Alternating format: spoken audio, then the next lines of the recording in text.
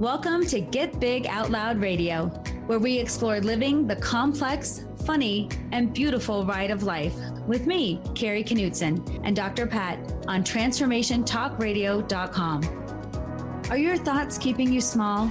Are you ready to get big?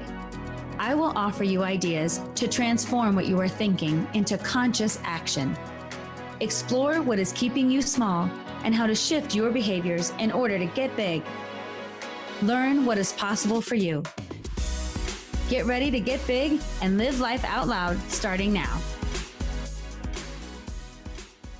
Welcome, welcome. It's so great to have you tune us in for this amazing episode with my friend and colleague joining me here today, Kari Knutson. One of the things that I love about this is I love about the topics that Kari picks. But what I like even more about this is the way she goes at it and talks about them. This particular topic today, I'm going to say it, it's called getting and giving. And people see them as two things. But I want to tell you what the universe sees. The universe sees these as two peas in a pod. And one without the other is almost incomplete from an energetic loop. And we're going to talk about that today, what it is, what it isn't. Almost everything you read about prosperity, whether it's Catherine Ponder or you go way back, it doesn't matter. The art of getting usually is talked about after the art of giving. But today, Kari's going to talk to us about what this means. What do these two interactions, energies mean? Are you aware of them? Do you even know that they're going on? Or do you know what happens in the exchange when you do one without the other? And I said that, absolutely correct. Even those of you that give, if you are not familiar or comfortable with getting, hello, there's a message in that. Kari, great today, great topic.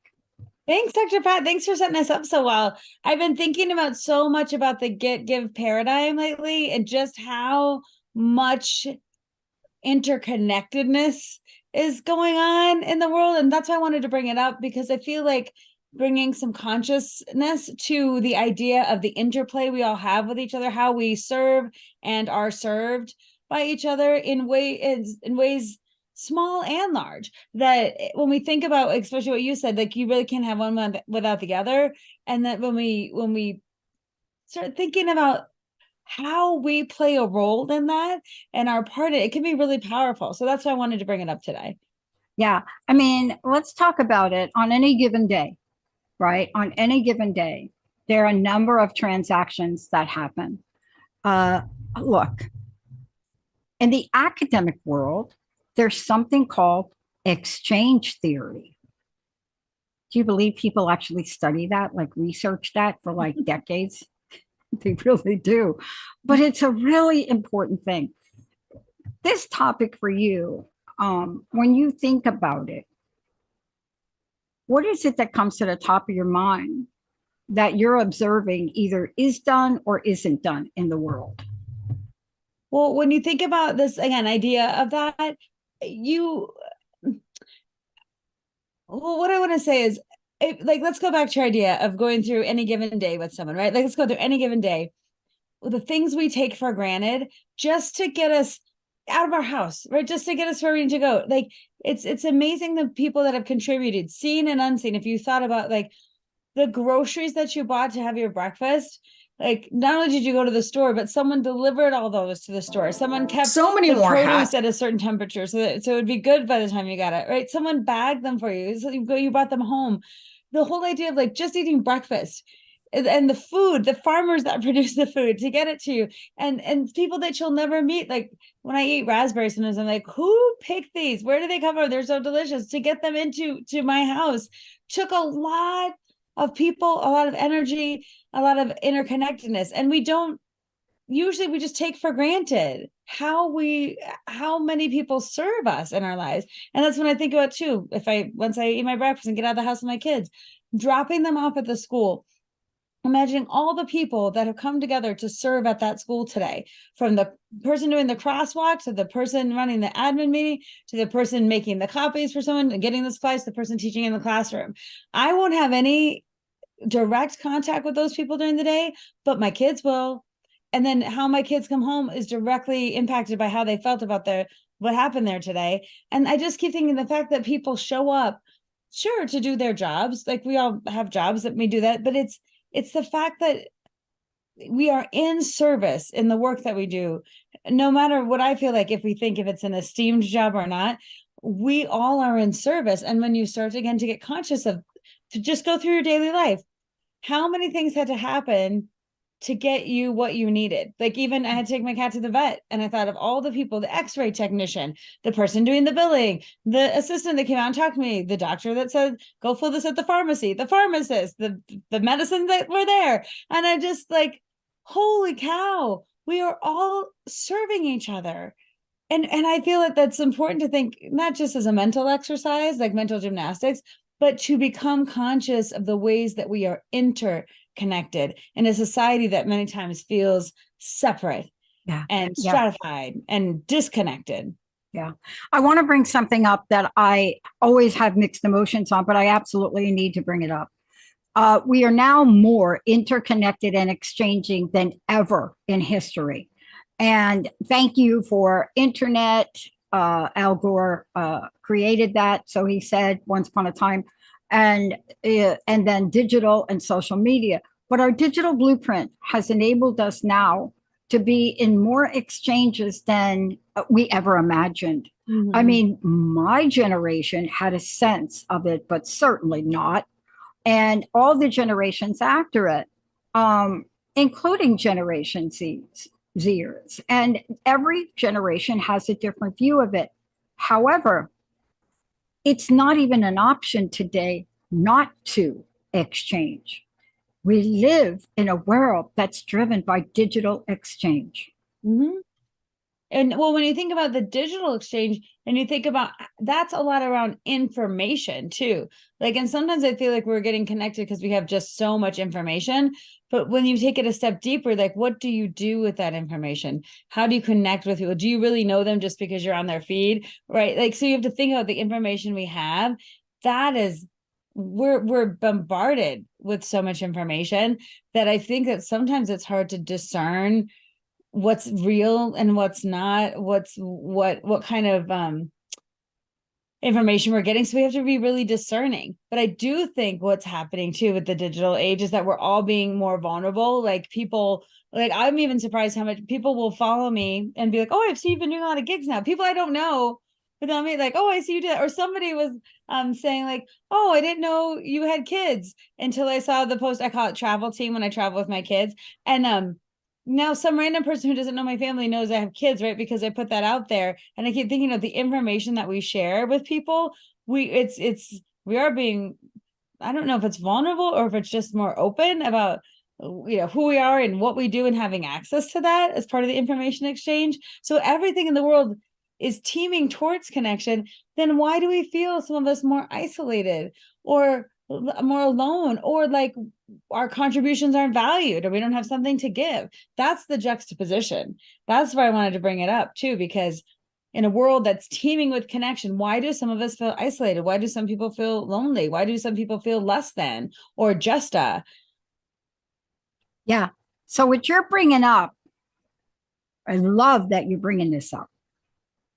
You see, in the digital world, the part of the equation that many people don't think about is one of your areas of expertise, emotional intelligence. Mm-hmm. We don't bring it up. Okay, I am guilty of this. My team will tell you, when I'm in a hurry, I am banging out a Skype message, right? Because I'm in between a client over here on one ear telling me da da da da da, and trying to get it fixed, right?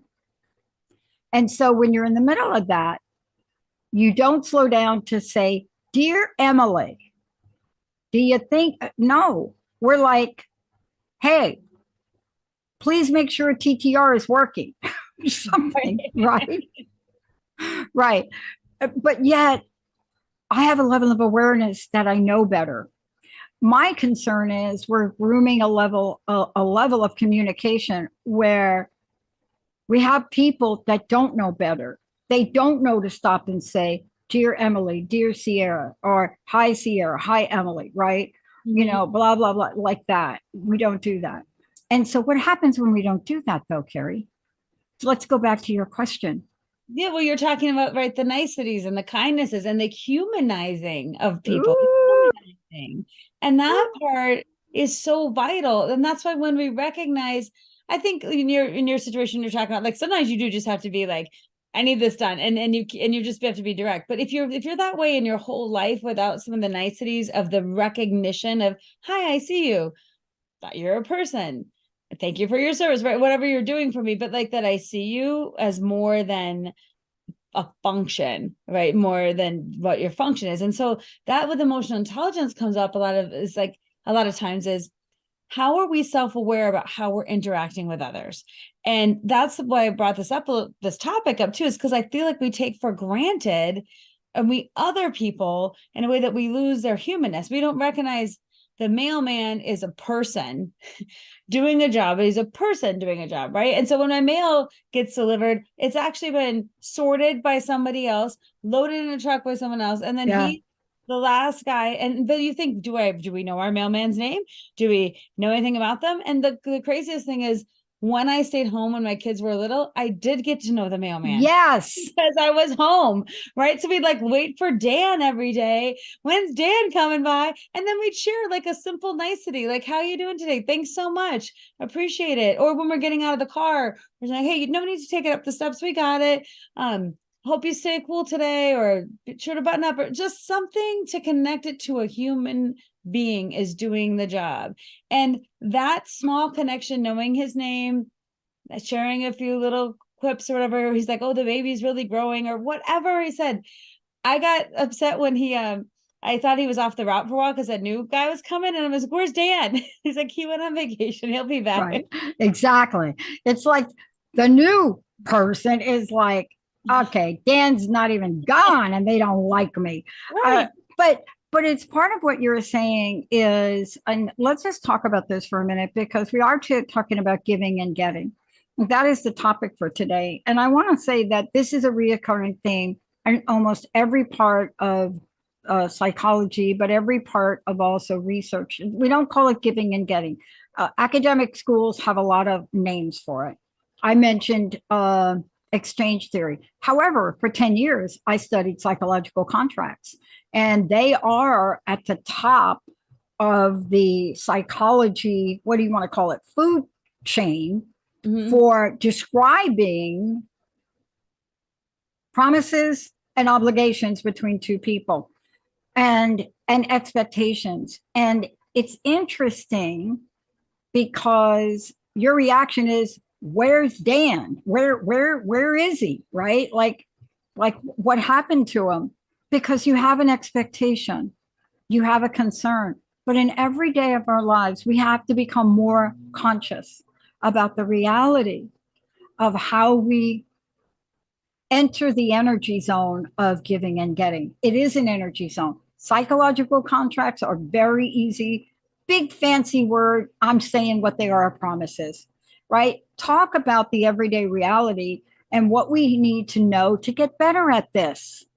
Well, that's why thinking about it is the first step in raising your consciousness. Like thinking about the people who you interact with every day, directly and indirectly, and doing a simple exercise to not only, I think, bring consciousness, but potentially empathy and humanizing them, humanness, I guess what I'm trying to say, to different situations, so that like next time you're upset about the truck driver, right? Oh, the trucks are all on the road and they're backing everything up. You think, well, maybe that truck is delivering something to a store. Well, I might purchase it, or someone else might, or it's providing needed things to somebody somewhere, right? So you have some empathy for that. Or you think, next time your order doesn't come out quite right in the kitchen from a restaurant, and you think, a person did this, not a robot, so they might have made a mistake, right? Or they made it. Or I even think about too, I never meet the chefs at places where we eat. They don't come out and be like, how do you like it?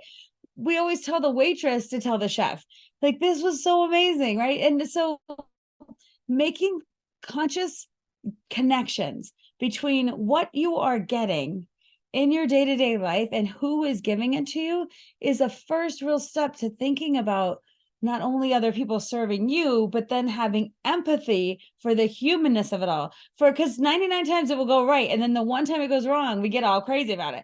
And we, instead of thinking about like, most of the time things go pretty well. Like I think this every time I go to an airport.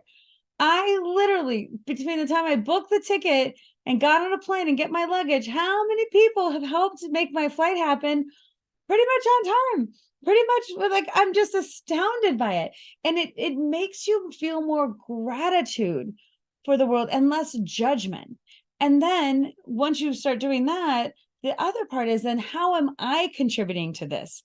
And why is it important for me to show up with consciousness about how I'm giving? Because no matter what your job title is, and no matter what you do, you are still part of the human cycle of giving and getting. So is it the smile you give to someone on the street? Is it the door you hold open for someone? Is it the way you manage a problem at work and help someone feel respected if it was difficult? Is it the time you took to talk to someone? Is it the pride you took in the project proposal that you did? Is it the way you went out of your way to create something new or interesting or beautiful? Like, whether it is if you painted a picture or made a dinner or interacted with a person, what was it that you contributed and what did you give?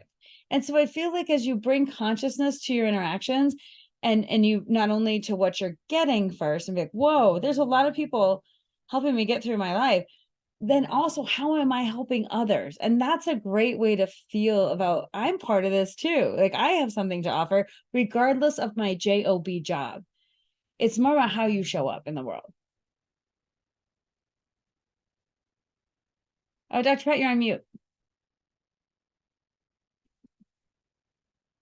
I'm just on mute because I got everybody's blowing leaves here because what time of the year is this? But again, this is another thing. I'm really more aware. You and I are having an exchange. So I mute myself. Why? Because I'm aware enough to know that I've got a very efficient person out here that's doing a really great job because where I am in New Jersey, unlike where I live, a lot of the trees here have leaves that fall. But you see, there would have been times in my life where I wouldn't have been that aware and I wouldn't have been thinking about the extra sound that may be picked up or not picked up. But see, these are small things we're talking about. Look, service and service industry workers are on the firing line every day. They really are. Whether it's on a plane, I had such an experience on one of my flights because I've been coming back and forth to New Jersey. And let me just tell you, you tell me where this fits in. Tell me. I flew first class because my friend tipped me off on how to go online at the last minute and look for first class tickets that cost only a few dollars more than what I paid for the regular. I don't even understand the airline process. But here I am flying and I'm on a plane and the flight attendant that was working the area, I was so struck by who she was and how she handled it. She knew your name. She knew it. Now, yes, they're computer, but she knew you. She knew what you ordered. She knew what you didn't order, very attuned. And I shocked her because in one exchange, I said, oh, by the way, what's your name? And she said, Rebecca. And she looked at me so oddly and she says, no one has ever asked me that. And you never have a moment with someone where there's something that happens energetically, right? Mm-hmm. I mean, if you're going to call me by my first name, I'm not going to call you, hey, like I'm not going to be like that. But there was something about that you could tell hit her heart. See, I think that's what you're talking about today. Mm-hmm. Right now, for me, I'm in the communications business. And if I don't know your name, that's just weird that I don't ask.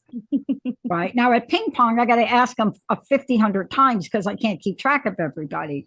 But I did remember Horace's name. But I think these are the nuances you're talking about that we can implement in every aspect of our lives, Yes, I mean, it's every exactly exchange, that right? beautiful moment that you said, and what's your name, right? And And first what's of all, your name? noticing how you felt by her calling you by name, noticing how you felt about her extra care, right? Noticing you being seen and humanized, and not just Yeah. A13 over there who wants her ginger ale or whatever, right? You personalize, you humanize that, because we're all part of the human system of getting things done. So when she did that, and then you recognize it, and then you said, what's your name? The reason she probably was so touched is she thinks of herself as being of service in that way. And that's part of what she does, is ask names and do that. And she takes pride in that. But how often does someone turn around and be like, well, what's your name? Right? Because they might see her as, oh, that's stewardess. That's a stewardess. Like, we become our job titles many times. Like, so the stewardess, the mailman, the trash collector, the I don't know, the grocery clerk, the doctor, the lawyer, whatever you want to be, the teacher. And you're a person doing a job. You are not your job.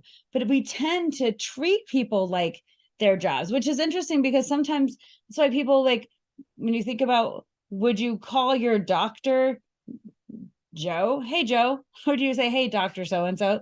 Right? Like, we have a kind of status in our society about who gets who, how we use someone's name or not, or if we use their credentialing when we talk to them. We sometimes, I think specifically with that, we do that. We have a hierarchy, but that's still a person doing a job.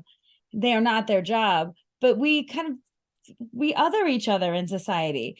And so if I'm, let's say, I don't know, if I'm at a party and I meet somebody and I'm a therapist and they're an engineer, I might be like, whoa, we got nothing here.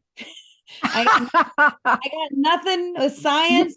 I got nothing. I know space, people put things, satellites. But like, if I had to think about your job, we might have nothing in common, right? But if I thought of you as a person, we might have endless things in common. But you know what we tend to do? Again, this is a way of othering people in our society. The first thing we say is, what do you do? What do you do for a living? What Oh, do I you do? know. Instead of, and this is an interesting thing in the deaf community. So I'm part of the deaf community. You never ask that in the deaf community, but you ask, where are you from? And the reason you say, what's your name? Where are you from? In the deaf world, everyone's looking for connection. How do I Yeah. know you? How do I know who lived where you lived? Did you go to this school or that school? The first thing is about connection rather than separation. And the way we do it in the hearing world is more about separation than connection. So you have to overcome the natural inclination to be stratified. Like, are you the stewardess and I'm the passenger, or whatever? And you have to be like, and what's your name? Again, humanizing, right? Even a smile, or saying thanks for the great service today, or like, I appreciate everything you did. Or I'm thinking about, I had an interaction at the FedEx store with this woman who was so lovely. She was like, hey, when you send your stuff in, I don't know if you know this, but I'm fixing it for you because you're checking off the wrong size box, Right. whatever. And I, oh my gosh, thank you so much. And I said, and what's your name? She's like, why does that matter? I'm like, well, because I want to say thank you, Amy, or whatever your name. Like, thank you for taking care of me. And I left feeling so, I can't believe the interaction at FedEx with this woman named Amy made my whole day. I was like, someone made it right for me. So when I go to my presentations, you know who has the best handout ever? Me.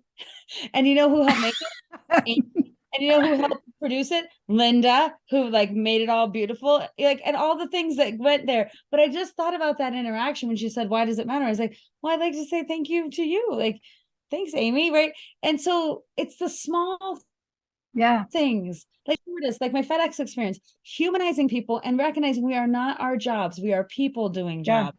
And Yeah. instead of finding ways to disconnect, humanizing and naming things, and all our ways of well, how can I connect with you? That's Yeah. the goal. All right. When we come back, we're going to talk about, we're going to give you some examples. And Kari and I know enough about each other to know that if I come up with a pop culture horror movie reference, I know not to say, what do you think of that? We know we've been doing this long enough, but yet I know that about her. And as many times as I do it, it's wonderful to see how she recognizes that and just plays along. But we're not going to do that when we come back. We've got some real examples of when I get and when I give. And the reason we want to do this with you all today is as Kari walks us through these examples, and we got a lot to share with you. I wonder if you have any. 1-800-930-2819, because there are things that you learn to do that maybe you've forgotten. There isn't a day that goes by that I don't remember to say to my best friend who I'm here with, I love you. And the reason that that's important to me is because I was reminded of how precious she is to me because I almost lost her. You don't want to go through life on the edge of losing someone or losing an appreciation of someone without learning how to express yourself. Kari, what's the best way for people to find out more about you before we go to break? And tell us what you're up to. Sure. You can find me at knutsonspeaks.com. It's KNUTSON speaks.com. I am up to so many things. All good things. I'm getting my website redone. I'm offering more coaching classes. I've got a course that's in the works that I'm excited. And I started doing a class on Train the Trainer to help people who want to be, have their own curriculum. They want to be better speakers. So I'm offering some new things, and it's just an exciting time. And as well as all my coaching work with small groups and individuals. So if you want to reach out to me, I'm at knutsonspeaks.com. Let's take a short break, everybody. When we come back, think about the ways you're giving, think about the ways you're getting, and we're going to talk stories. Stay tuned. We'll be right back.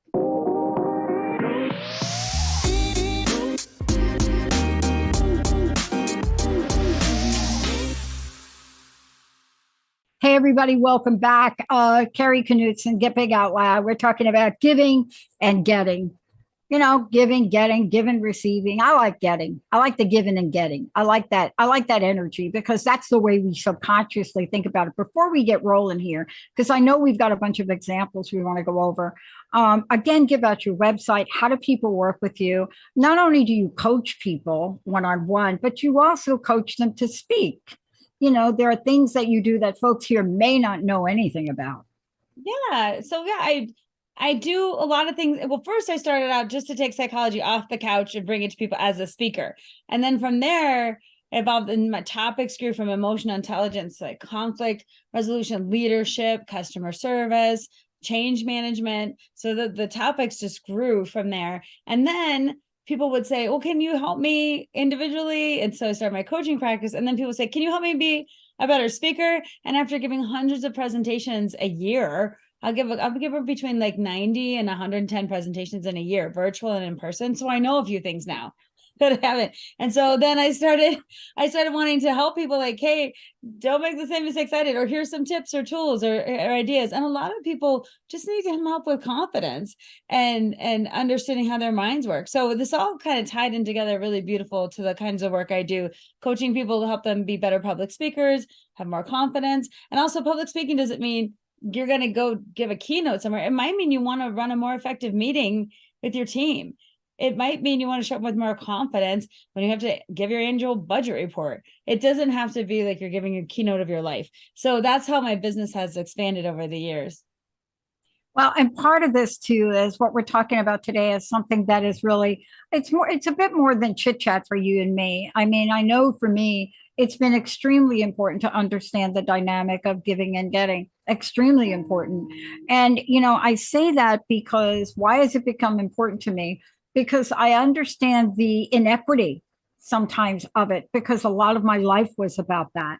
So of course I would study broken promises, psychological contracts for 10 years, research them, report on them.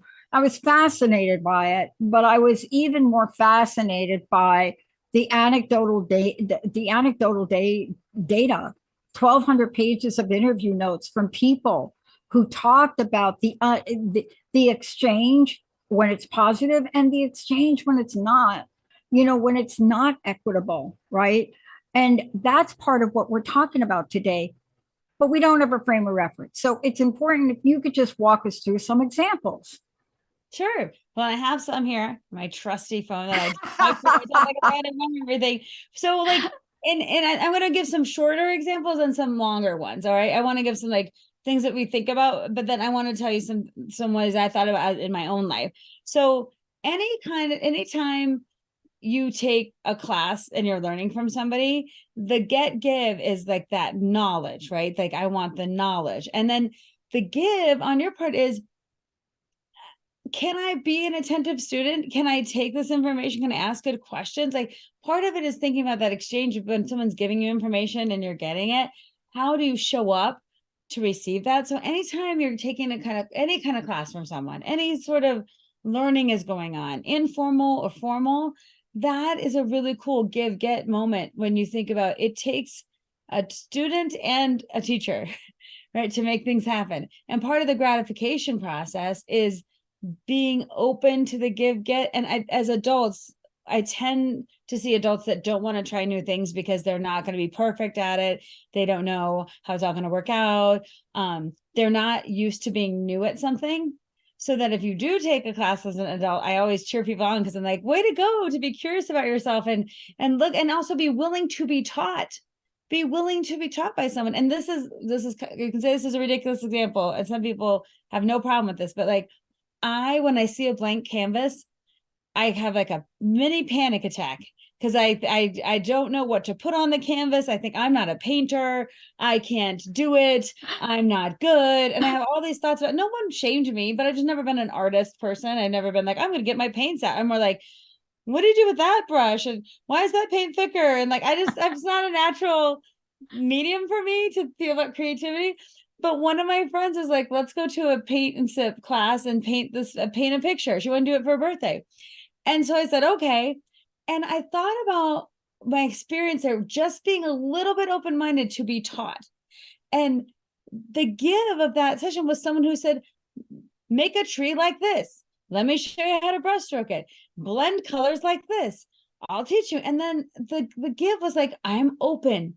I'm open to experiencing this. And I created a picture that I would never have created on my own had it not been for the teacher. And they were they doing their job? Yes, but it was how they were doing their job, right? It's all of us have jobs, but it's almost how we do it, the passion we have, the interest or the dedication. She's like, everyone in here will have a picture that they love by the end of the night. You're not leaving till you feel good about it, right? And I just thought that whole experience of allowing myself, especially because I'm usually in the position of teaching or presenting, to be fully engaged in being a student and have someone else help me. And again, that's part of the interconnected, right? Can your skills help me? Can I be open? Can I then appreciate what you have, even if I don't have it, instead of being what a lot of us do is jealous, or, we compare ourselves, or we get into that. So it isn't really a neutral give-get then. It's a jealous give-get, or it's a comparison one. And it's a conditional. It's a conditional, right? Yeah. Kari, I'm going to talk to you on the show if you talk to me, but if you don't talk to me on the show, I'm not going to, right. That's a silly example, but we have this, we go on this in our minds. You see, we have it played out in our minds that if Mary doesn't ... I'm not going to ... right? Right. That's an energy. Transactional or conditional is exactly what you're talking about. And that energy in the give-get, that kills the give energy. That kills the consciousness, that kills the joy, and it doesn't leave you open to the reciprocation. It's like, I feel like it's a cycle, the give cycle. Once you get into it, and anything like that blocks it, stops it, kills it. So it's important to think about that, because that does creep in, right? Creeps in. It even, here's a simple example. I was giving a speech at an event, and the speakers were lined up in the back, and we had all heard each other. And when I left, this woman said to me, instead of saying, congratulations, that was great, she goes, well, how am I supposed to follow that? And I was just giving one of the things I say is just do you. Like I talk about this idea of like, you don't have anything better than who you are in this moment. So show up with whatever confidence you have in that moment. And I just said, I just talked about just do you. I just JDY. And I thought, she took that whole moment that could have been beautiful, right? When you can appreciate someone or acknowledge someone. And she made it about herself and her fear. And then I started to feel like I have to take care of her, hoping that, oh my God, should I diminish my light so yours will shine? Yeah. And again, that kills the get give. It could have been a real cool moment, but it killed it. It was like, no, that moment's over.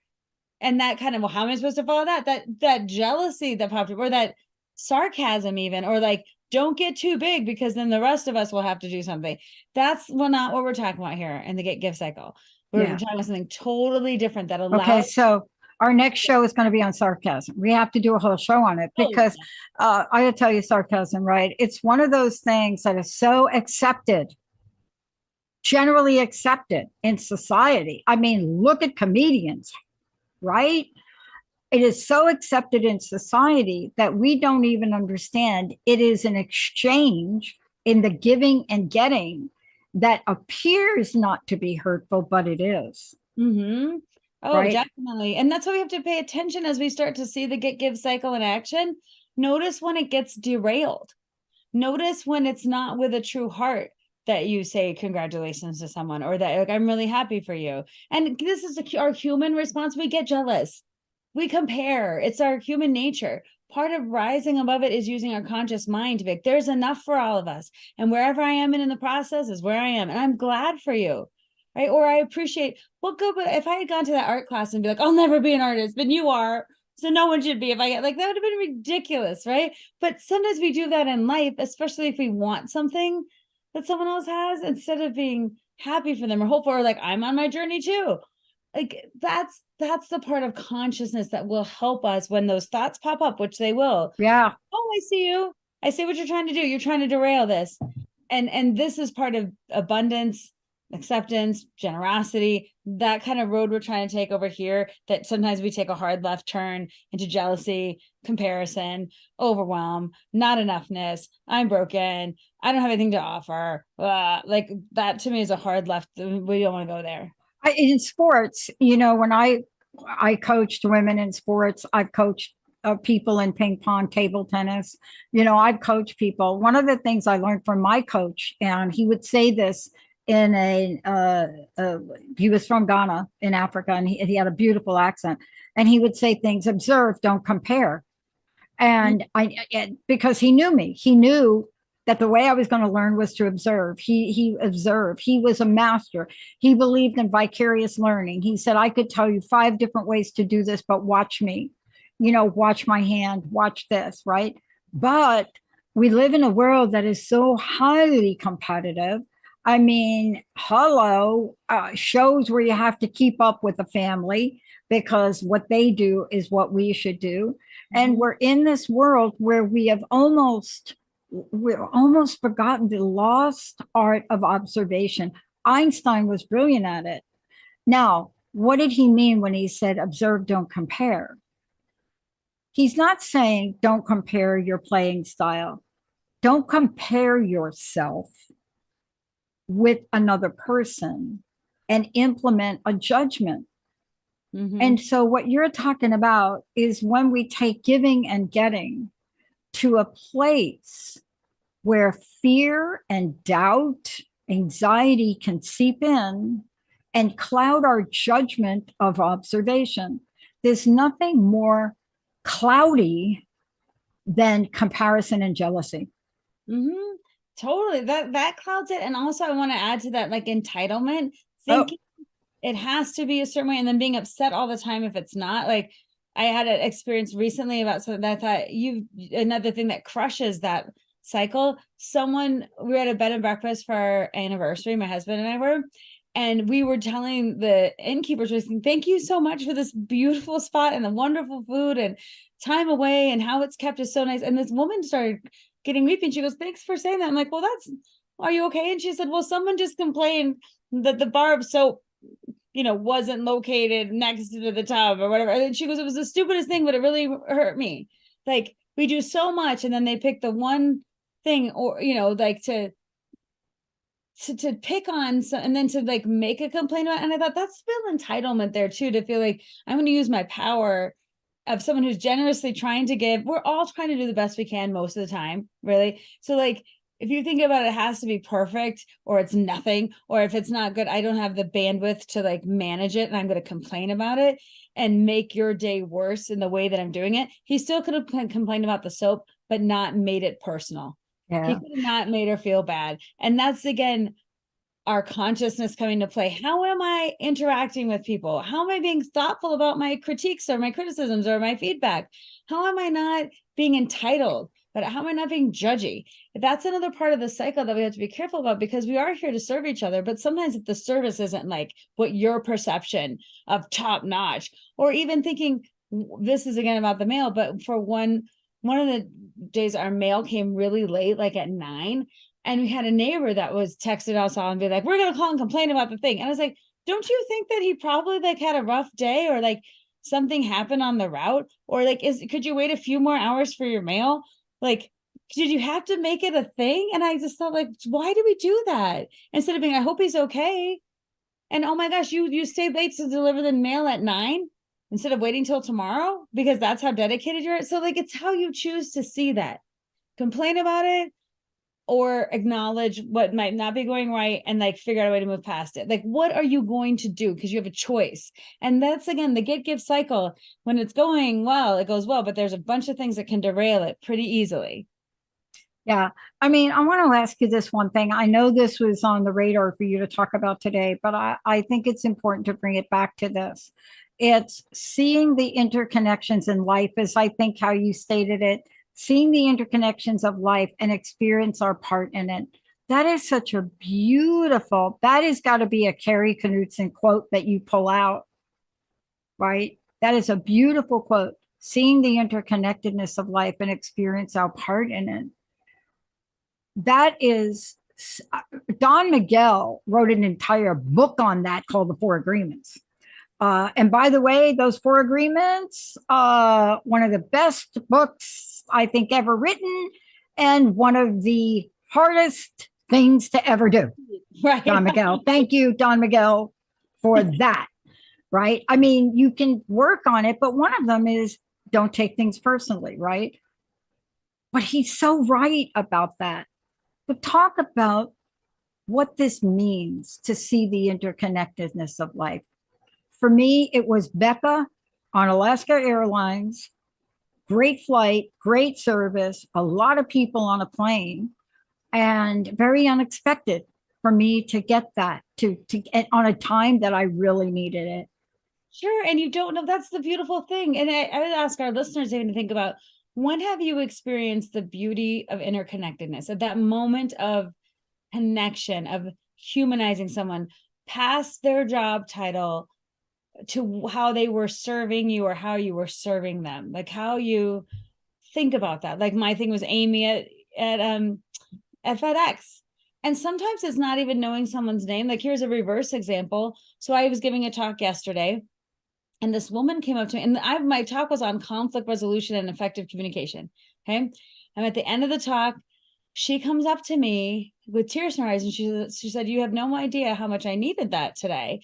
And I said, oh, I'm so glad it was helpful to you. She goes, no, it wasn't helpful. It was like affirming. And I'm like, was there a conflict that you're doing? She goes, no, my son died recently from a drug overdose, and I'm having an internal conflict with like how I'm showing up and how I'm communicating. And some of the things you said today, I couldn't hear in another way. And it also made me think I need to go talk to someone about this, because you're a therapist, and I've always not liked therapists, but then I don't know why I don't like therapists. But if you're one, maybe they're okay. And I was like, my whole function has been achieved today, right? Because one of the reasons I wanted to be the therapist who goes and talks to people is to have people get a different view of therapists and see them as accessible and people you might want to talk to. And then the fact that this woman told her big secret, sad, awful thing in that moment and told me about it.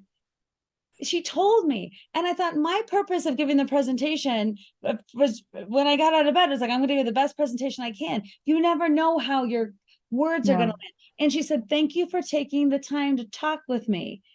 And I just stayed for like 5 extra minutes, and we had this conversation, and then we hugged, and then I left. And I thought, that is the most memorable thing I will do today, is connecting with this woman on a topic of conflict resolution and communication in a presentation versus the human connection. And it was so powerful. It was so powerful. And I thought, I'm living my purpose right now, and I'm being of service. And I'm so happy to be of service in that way. And to have the get give cycle played out like that Mm. is a gift. And that's why I want to encourage people, don't take it for granted. Look for it, cultivate it, think about it, think about your role in it, you giving to others and you getting from others, and doing it with gratitude, consciousness, love, acceptance, and thinking about humanizing the people doing the jobs. We are not our jobs, we are people doing jobs. Yeah. And if you can keep that in the forefront of any interaction, then has an opportunity to be something really, really special. You just hit on something. I just got something from what you said, and oh my God, what a blessing it is that you shared that story very unexpectedly. Because Kari, you know, we're in a battle. Myself, Linda, have been helping her sister with this ridiculous lawsuit that may happen on this abusive developer that pretty much took her home. And there's been this exchange back and forth with attorneys, and I didn't understand what was happening underneath it. I mean, even Linda replied to one of the attorneys saying, you know, please don't take this so personally. What are you taking this? And what I realized was happening was, even with your attorney team or people you think should not necessarily have the most compassionate and empathetic stance with you. Mm-hmm. Now, I'm not going to put, my CPA is great, so he doesn't get put in that category. But even with people that are doing a job, our response to them was just what you said. There was no connectedness. There was no conversation about how difficult this is for Karen, how the decisions are, that we're going to fight for her. None of that. That was the missing link, because had that had happened in every email that's came to us, even with the good and the bad news, Mm-hmm. Linda and myself would not be so fast to have a reply email back. You see, these are the things that lead the pathway to peace or lead the pathway to conflict. Yes. Yes. And that's a beautiful way to summarize why we even care about this in the first place. Are we sowing the seeds of peace or conflict? Are we humanizing people and making connections, or dehumanizing them and making it a transactional relationship about their job? Are we connecting with people and seeing how making inroads to connect, or are we othering them? And again, it's not about everything being perfect and always having it work out, but it is that human connection that enables us to solve problems, resolve conflicts, move forward in life, handle situations. And the fact that if it's underlying, if we know we need each other to make things work, we all are in service to each other to make this whole project work, to make this whole society go in this world, that is a profound responsibility and a great generous offer at the same time. It's an opportunity and a responsibility. It is. Kari, thank you so much for today. I want to take a moment. You know, we do these shows because this is not about doing a show or podcast about doing these things.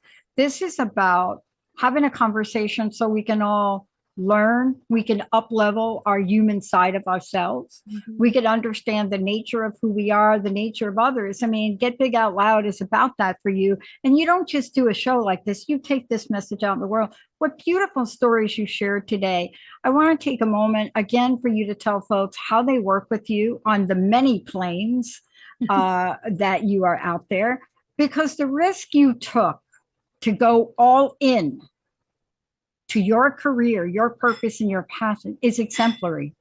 I mean, it is the thing that most people want to hear more about. Why should I take the leap? And you're a living example of, I took the leap and now I am in full service of the people that I connect with. And I want to thank you for that. And I get the benefit of that as well.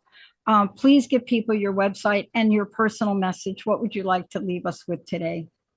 So if you want to contact me, I'm at knutsonspeaks.com. And I like to say I still answer all my own emails. So if you email me at knutsonspeaks@gmail.com, it's really me.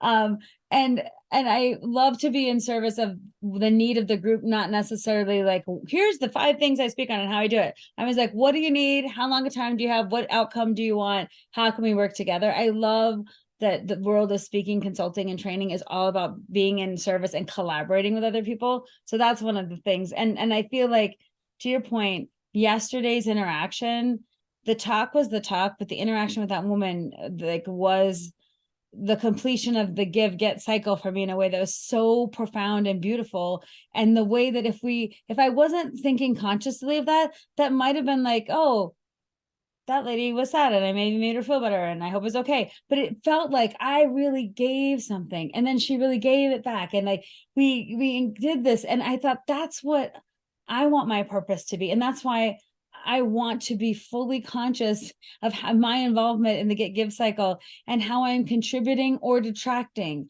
and being aware of it. It doesn't mean you'll do it perfectly all the time. We're not asking for perfection. We're asking for intention. We're asking for effort. And we're asking to go err on the human side. Go towards the human side as a way of thinking about our deep and profound interconnectedness with everyone. And that will probably change. If you did that for just one morning, even, you might be like, whoa, it might have a profound impact on how you see the rest of your day. Yes, and I'm very grateful for the amazing service workers out here that are blowing all the leaves. They waited till we were finished. Thank you, guys.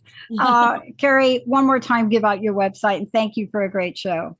Sure, it's knutsonspeaks.com, KNUTSON speaks.com. You can find out about me there, and you can reach out to me for any questions you might have.